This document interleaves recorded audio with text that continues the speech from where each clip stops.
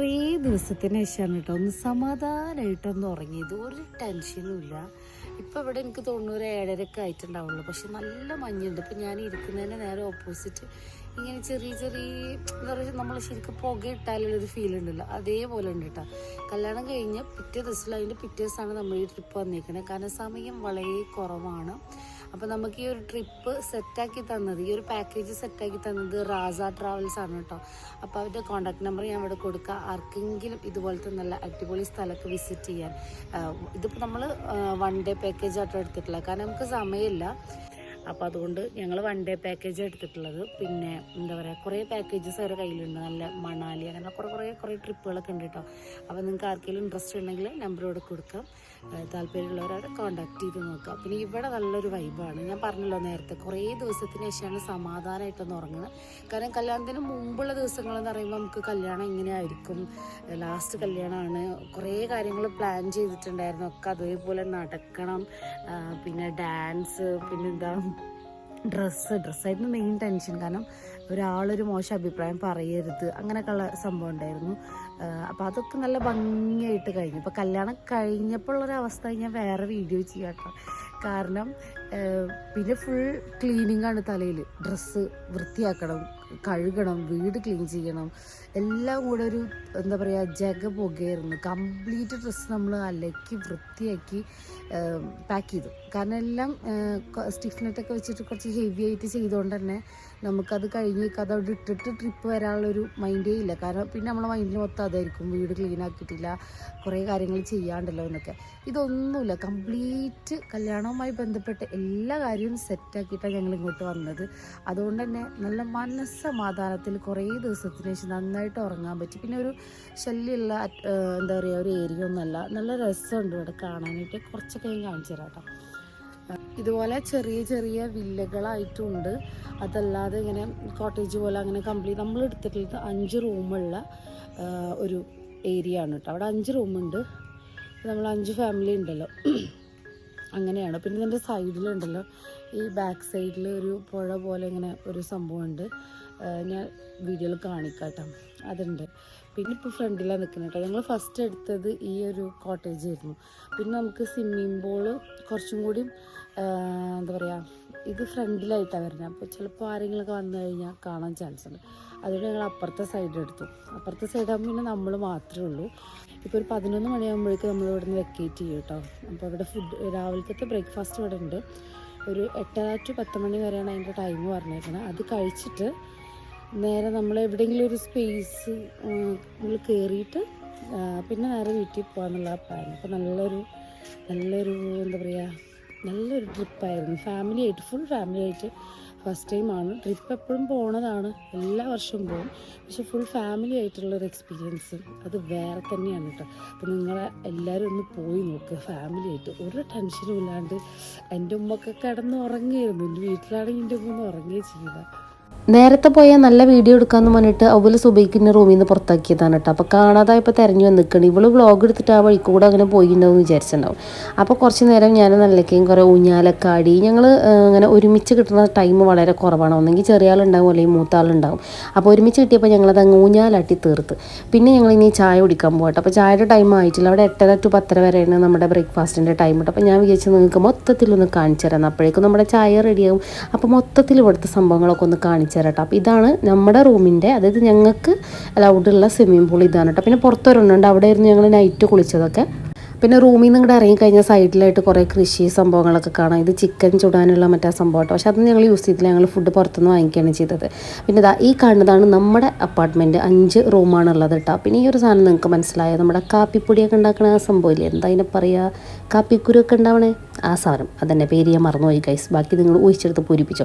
പിന്നെ നമ്മുടെ കഴിഞ്ഞ വീഡിയോയിൽ നിങ്ങൾ ഈ ഒരു സ്ഥലം കണ്ടിട്ടുണ്ടാവും. രാത്രി ഞങ്ങൾ ഫുള്ള് ഇവിടെ ചെറിയ കുട്ടികളെ പോലെ ഊഞ്ഞാലാടിയിട്ടും അതുപോലെ ഇതുമൂലൊക്കെ പിടിച്ച് കയറി ചോറാക്കിയിട്ടുണ്ടായിരുന്നു. വേറെ ആൾക്കാരൊന്നും ഇല്ലാത്തതുകൊണ്ട് രക്ഷപ്പെട്ടു. പിന്നെ ഞാൻ നിങ്ങൾക്ക് ഇൻട്രോയിൽ ഞാൻ പറഞ്ഞിട്ടുണ്ടായിരുന്നില്ലേ, ഈ ഒരു സൈഡിൽ ഒരു പുഴ പോലത്തെ ഒരു സംഭവം ഉണ്ടെന്നൊക്കെ. പുഴ പോലത്തെ സംഭവം അല്ല, അത് ശരിക്കും പുഴയാണ് കേട്ടോ.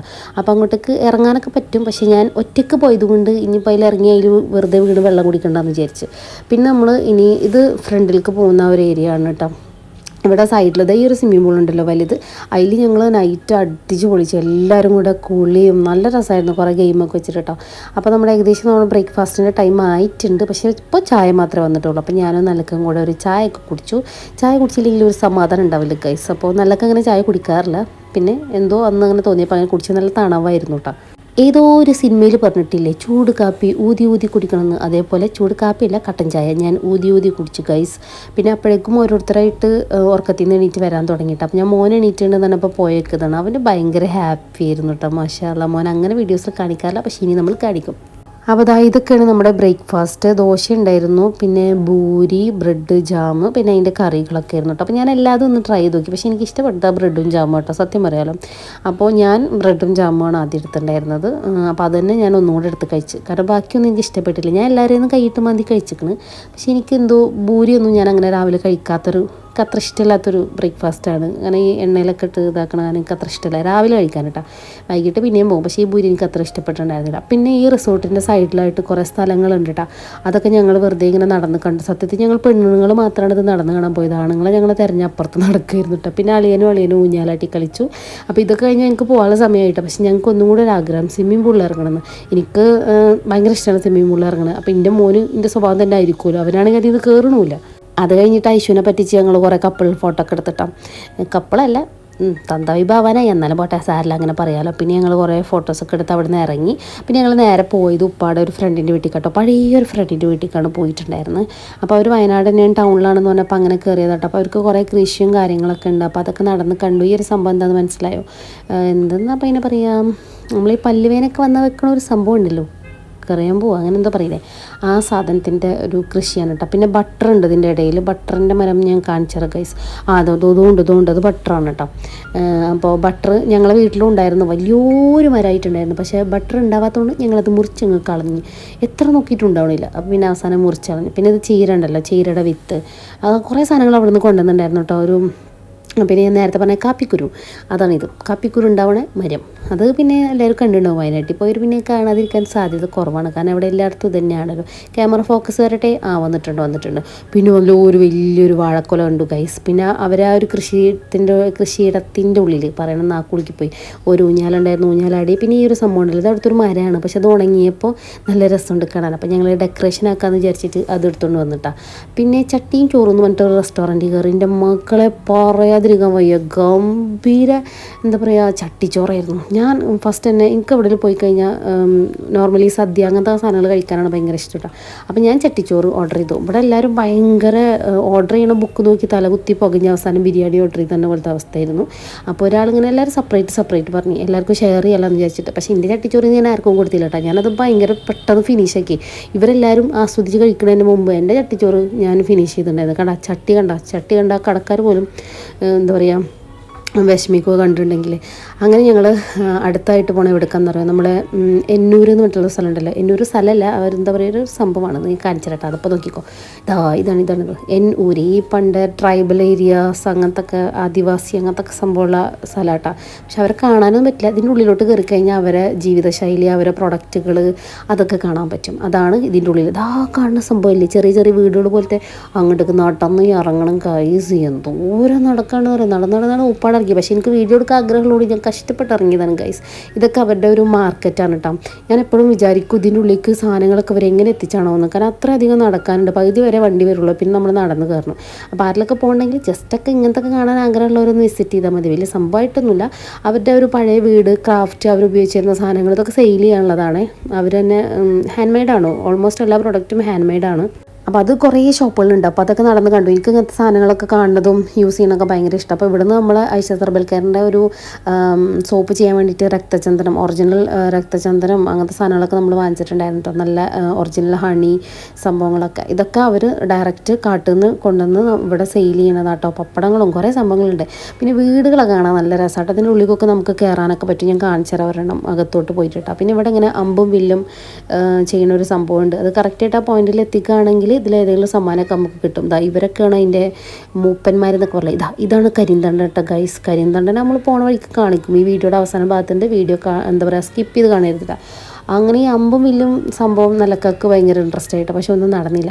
പിന്നെ നടന്ന് സത്യത്തിൽ ഞങ്ങൾ ക്ഷീണിച്ചു. ഇതൊക്കെ നല്ല രസമായിട്ട് ആ പഴയ കാലത്ത് അതേ രീതിയിൽ തന്നെയാണ് കേട്ടോ അവരുണ്ടാക്കിയിട്ടുള്ളത്. നമുക്കിതിനകത്ത് കയറാം, ഒന്നും നശിപ്പിക്കാതിരുന്നാൽ മതി. എല്ലാം പഴയ രീതിയിൽ കണ്ടോ. കിച്ചണാണ് കേട്ടോ അത്.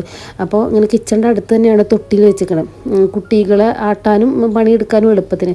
ഇവിടെ അടുപ്പിൽ തീ പോലെ കാണുന്നില്ല, ശരിക്കും അത് തീ പോലെ തന്നെ ഉണ്ട്, പക്ഷേ അത് തീ അല്ല ഗൈസ്, ഞങ്ങൾ ചമ്മിപ്പോയി, എന്തോ ഒരു ബൾബ് വെച്ചിട്ട് കത്തിച്ചേക്കായിരുന്നുണ്ട്.